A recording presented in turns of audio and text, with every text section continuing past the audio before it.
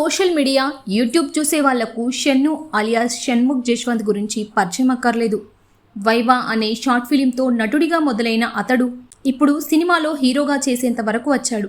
అయితే తోటి యూట్యూబర్ దీప్తి సునైనతో ప్రేమ breakup. Big boss 5వ సీజన్లో సిరి హనుమంత్తో చేసిన రచ్చ, ఓసారి డ్రగ్స్లో దొరికిపోవడం, ఇలా చాలాసార్లు సోషల్ మీడియాలో చర్చకు కారణమయ్యాడు.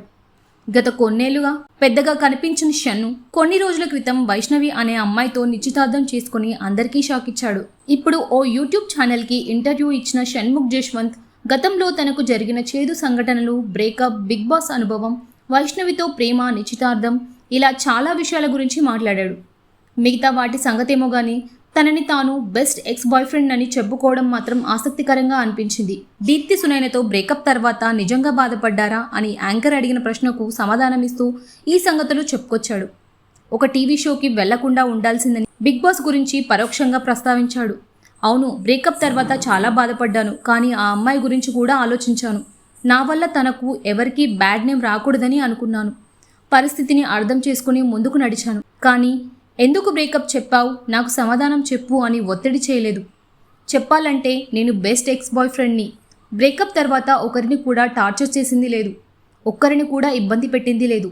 ఎప్పుడైనా బాధ అనిపిస్తే ఫోన్ తీసి ఫోటోలు చూసుకోవడమే తప్పితే ఇది చేస్తా అది చేస్తా అనే బ్యాచ్ కాదు అని షన్ను చెప్పుకొచ్చాడు. బ్రేకప్ తర్వాత తనకు ప్రేమపై పూర్తిగా నమ్మకం పోయింది.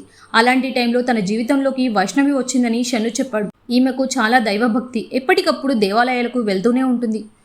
అలానే మాకు పరిచయమైంది. తొలుత హనుమాన్ చాలీసా లాంటివి వాట్సాప్లో పంపించుకునే వాళ్ళం. హనుమాన్ జయంతి సందర్భంగా కరుంగలి మాలతో పాటు హనుమాన్ చాలీసా లాంటివి వైష్ణవి పంపింది.